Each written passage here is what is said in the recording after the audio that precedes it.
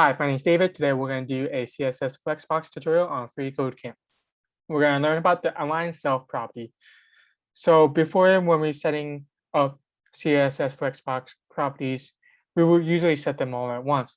But the align self property will look at each individual element inside of the container and adjust it, align it accordingly to that.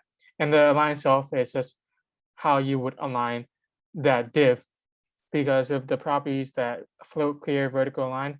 These stuff wouldn't work if there's a display flex in the parent container.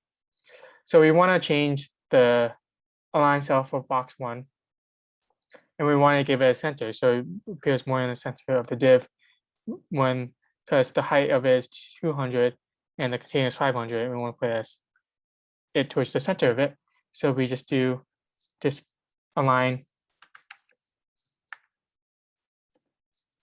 self center, and now we can do a flex and positioning for the box 2, so it'll appear at the end of it. So here, let me just copy this and then change it to flex end. And that's it for this one. Thank you so much.